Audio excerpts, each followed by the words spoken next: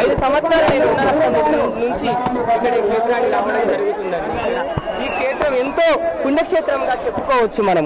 అయితే రథసప్తమి రోజు స్వామివారు సూర్యకిరణాల ఒత్తిడి స్వామివారికి సూర్యకిరణాల ఒత్తిడి బలంగా ఉన్నచో పశ్చిమానికి ముఖం చేసి పశ్చిమ ముఖ భాగంగా ఉన్న స్వామివారి శివలింగం ఇది. ఇక్కడ ఏ క్షేత్రంలోనైనా శివలింగము తూర్పుకు ముఖభాగం చేసి ఉంది. అయితే ఇక్కడ ఈ క్షేత్రంలో ఈ చెరుగట్ట క్షేత్రంలో పశ్చిమ భాగంగా స్వామివారి ముఖం ఉన్నదండి ఇక్కడ.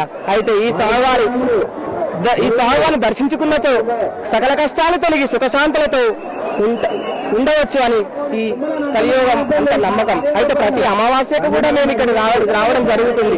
మాతోటి ఎంతో మంది భక్తులు వాళ్ళ కష్టాలు, వాళ్ళ సంతానం లేని వారికి సంతానము, ఆరోగ్యాలు బాగలేని వారికి ఆరోగ్యాలు, వారి కష్ట సుఖాలన్నీ స్వామివారు అమావాస్య రోజు ఇక్కడికి వచ్చి ఆ గుండంలో స్నానం ఆచరించి స్వామివారి పాదాలు మొక్కి ఆ 3 గుళ్ళ దర్శనం చేసుకొని స్వామివారి గర్భాలయంలో స్వామివారిని దర్శించినచో అలనాడు ఆ రోజు అమావాస్య రోజు ఇక్కడ ఈ స్వామివారి క్షేత్రం పైన నిద్ర చేసి స్నానం ఆచరించి నిద్ర చేసి వాళ్ళ సకల కష్టాలు తొలగిపోతాయని మా భక్తులందరి నమ్మకము. అది ఖచ్చితంగా జరుగుతుంది ఇక్కడ స్వామివారి అనుగ్రహం వల్ల.